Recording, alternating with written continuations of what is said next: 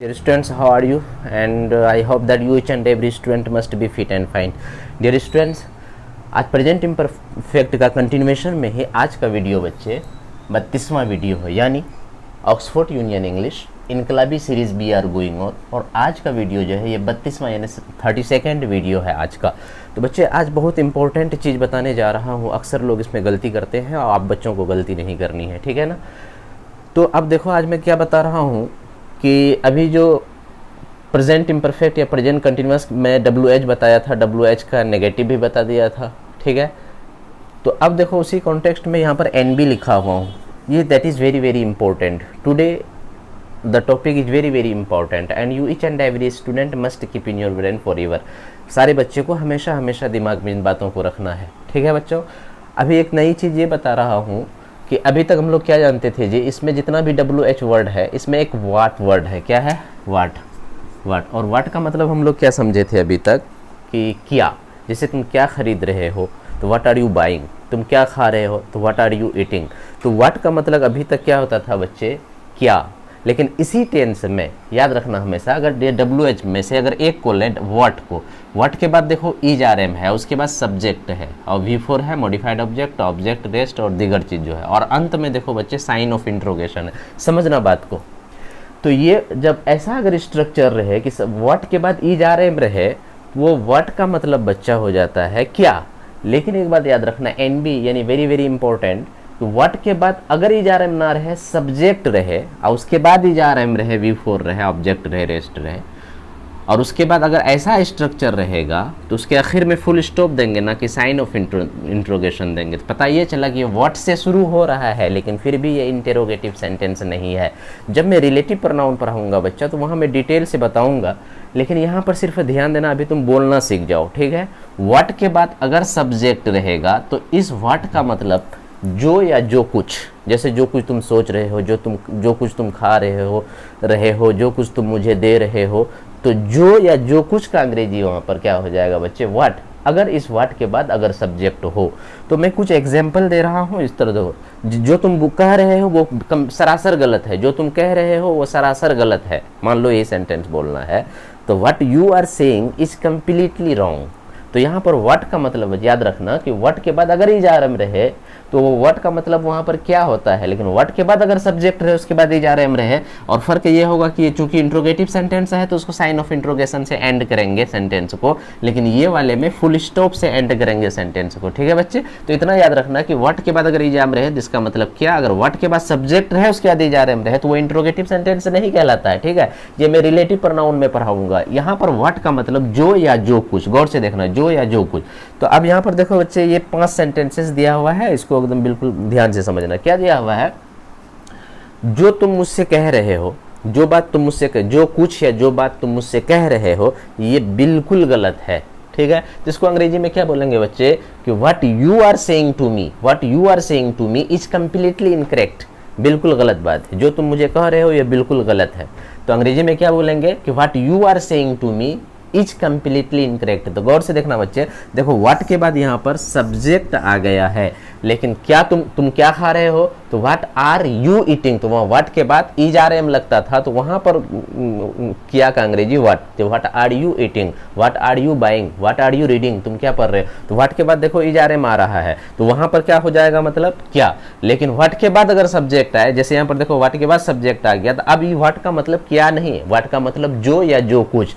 जैसे what are you saying to me, जो कुछ भी तुम मुझसे कह रहे हो इज कम्प्लीटली इनकरेक्ट, वो सरासर गलत है या बिल्कुल गलत है या मुकम्मल तौर पर गलत है या पूर्ण रूप से गलत है या पूरी तरीके से गलत है। आगे देखो बच्चे, देखो यहाँ पर भी व्हाट के बाद सी आया, तो what she is thinking of me is entirely baseless. मतलब हुआ जी what she is thinking of me, जो कुछ भी वो मेरे बारे में सोच रही है, तो what she is thinking of me, जो कुछ भी वो सोच रही है ना अपना दिमाग से, जो कुछ भी वो मेरे बारे में सोच रही है, इज इंटायरली बेसलेस, बिल्कुल निराधार है, मुकम्मल तौर पर पूर्ण रूप से निराधार है, उसका कोई बेस नहीं है, वो जो बोल रहा है उसका बात का कोई बुनियाद नहीं है, यानी बेसलेस बात कर रहा है वो, ठीक है।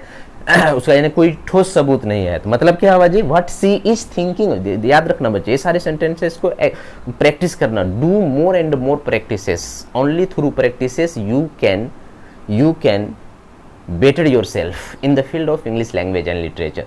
तो what she is thinking of me, what she यानी जो कुछ भी वह इज थिंकिंग ऑफ मी मेरे बारे में सोच रही है, तो इज इंटायरली बेसलेस बिल्कुल निराधार है। अब अगला वाला सेंटेंस देखो, व्हाट यू मतलब जो कुछ भी तुम, आर बाइंग जो कुछ भी तुम खरीद रहे हो, मार्केट में कहीं पर गए हो, आप कह रहे हैं यार वो जो तुम खरीद रहे हो, जो कुछ भी तुम खरीद रहे हो बाद में अभी पे करना होगा, अब बहुत कॉस्टली है, तो बोलेंगे जो कुछ भी तुम खरीद रहे हो वो बहुत कॉस्टली है, तो अंग्रेजी में बोलेंगे व्हाट यू आर बाइंग जो कुछ भी आप खरीद रहे हो इज वेरी कॉस्टली, वो बहुत कीमती है। अगला वाला सेंटेंस देखो बच्चे, व्हाट आई मतलब जो कुछ भी मैं, यानी जो कुछ मैं या जो कुछ भी मैं, तो what I am speaking to you जो कुछ भी मैं आपसे बोल रहा हूँ या आपको कह रहा हूँ, तो what I am speaking to you जो कुछ भी मैं आपसे कह रहा हूँ is very important on your part, आपके हक में बहुत ही महत्वपूर्ण है, आपके हक में बहुत ही अहमियत वाली चीज है। यानी what I am speaking to you is very important on your part, जो कुछ भी मैं आपसे कह रहा हूँ, जो कुछ भी मैं आपसे बात कर रहा हूँ ये आपके हक में बहुत इंपॉर्टेंट है। यानी इंपॉर्टेंट ऑन योर पार्ट मतलब आपके हक में, आपके लिए बहुत इंपॉर्टेंट है। आगे देखो बच्चे यहाँ पर व्हाट के बाद अब यहाँ पर देखो क्या, यहाँ देखो नाउन आ गया है यानी सब्जेक्ट की शक्ल में, तो what your guardian is doing आपका गार्जियन जो भी कर रहा है इज द बेस्ट अल्टरनेटिव यही बेहतरीन तरीका है या यही बेहतरीन ऑप्शन है। ठीक है, मान लिया जाए तुम किसी तरह की गलती कर रहे हो और तुम्हारे गार्जियन मतलब क्या कहते हैं तुम्हारी बात को नहीं मान करके वो जो कुछ भी कर रहे हैं, वो हम लोग देख रहे हैं, समाज का आदमी देख रहा है कि उनका गार्जियन जो कर रहा है ये फैसला जो ले रहा है, तो ये फैसला उनके गार्जियन के द्वारा लिया जा रहा फैसला इस बच्चे के हक में ज़्यादा बेहतर होगा। तो वहाँ पर आदमी क्या बोलते हैं कि भाई जो कुछ भी तुम्हारे गार्जियन कर रहे हैं वो तुम्हारे मतलब कहाँ गया बेस्ट अल्टरनेटिव, वो सही वही बेस्ट ऑप्शन है, वही बेस्ट अल्टरनेटिव है, वही बेस्ट तरीका है, वही बेस्ट मुकाम है। तो बोलेंगे what your guardian is doing आपका गार्जियन जो भी कर रहा है इज द बेस्ट अल्टरनेटिव यही सबसे बेहतरीन ऑप्शन है, बेहतरीन अल्टरनेटिव है। ठीक है, बेहतरीन उपाय है।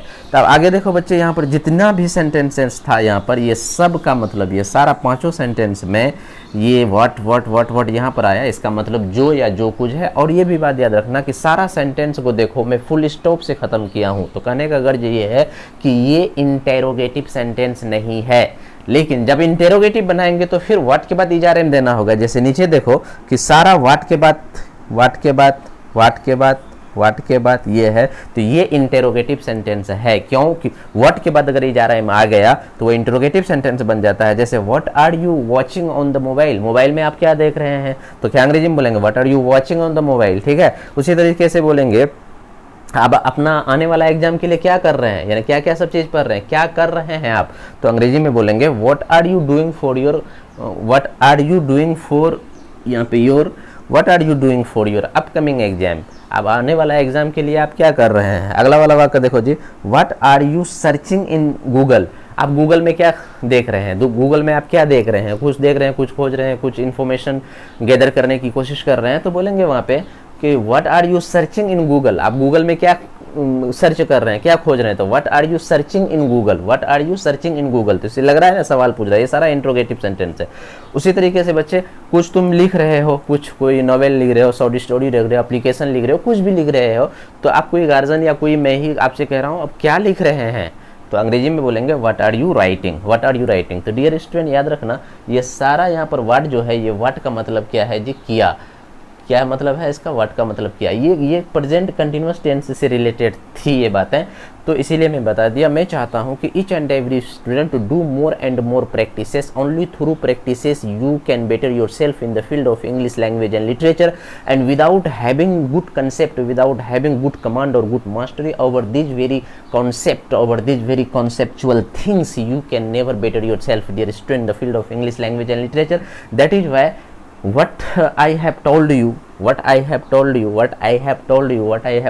through this video today, this is very very important. Most of the intellectuals commit such types of mistake. ठीक है, बड़े अच्छे पढ़े लिखे लोग गलती कर जाते हैं, आपको कभी गलती नहीं करनी है, ये बात को रखना, ये वेरी वेरी इंपॉर्टेंट। अगर इस बात को आप समझ जाते हो, समझना कि 10,000 की बात को समझ गए बच्चे। याद रखना हमेशा व्हाट के बाद अगर सब्जेक्ट रहेगा तो इसका मतलब ये हुआ कि वो वहाँ पर व्हाट का मतलब क्या नहीं, जो या जो कुछ भी। जैसे what I have told you, जो कुछ मैंने कहा है तुमको, तो इट इज़ कम्प्लीटली करेक्ट, ये बिल्कुल तो वो वहाँ पर बताया। और जब मैं रिलेटिव प्रोनाउन पढ़ाऊंगा तो यहाँ पर उसका बहुत सारा इस्तेमाल बताऊंगा, लेकिन अभी मैं चाहता हूँ जब तक आप बोलने के लिए सीख जाओ, ठीक है।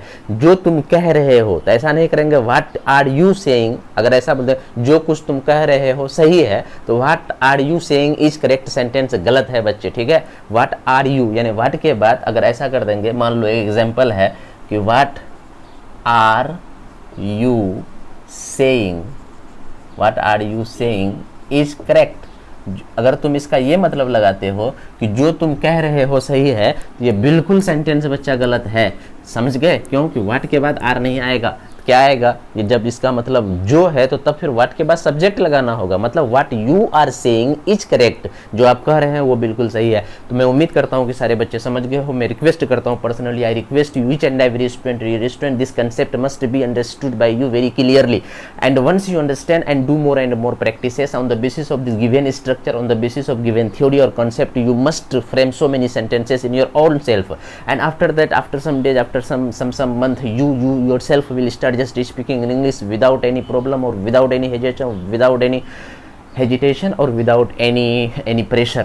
So you each and every student will automatically be start just speaking. That is why each and every student must doing more and more practice. Thank you very much, dear student. Enjoy learning English or enjoy your life, and keep on sharing and subscribe the channel to a large number of students so that they could get benefited easily. Dear student, it is my request, spread the channel share the channel to a large number of students, and subscribe the channel and press the bell icon so that the latest notification may reach to you very easily. Thank you very much, dear student. For next, you must be waiting for the next video or next video. In next video I will, because today I am going to finish this very tense, or it has been finished by me. Present imperfect यानी present continuous आज मुकम्मल हो गया बच्चे। आप बहुत ज़्यादा practice करते रहना इस पर। अब मैं अगला यानी आज का वीडियो 32वां है, यानी 33वां वीडियो को लेकर के मैं आ रहा हूँ बच्चे, पूरे धमाकेदार अंदाज में, और बहुत ही इंपॉर्टेंट टेंस है बच्चे। दैनिक जीवन में सबसे अधिक बोला जाने वाला वाक्य वो प्रेजेंट परफेक्ट का होता है, और प्रेजेंट परफेक्ट टेंस को लेकर मैं ये 32वां वीडियो है, यानी 33वां वीडियो में, यानी नेक्स्ट क्लास में, यानी नेक्स्ट वीडियो जो आएगा बच्चे, तो धमाकेदार अंदाज में प्रेजेंट परफेक्ट, और उसमें बताएंगे कि प्रेजेंट परफेक्ट को भी हाफ पास्ट टेंस कहा जाता है और क्यों कहा जाता है। इन चीज़ों को लेकर के नेक्स्ट वीडियो में मतलब आ रहा हूँ। You each and every student must be waiting for me very impatiently to learn new things in that very video. Thank you very much. Enjoy your life and enjoy learning English.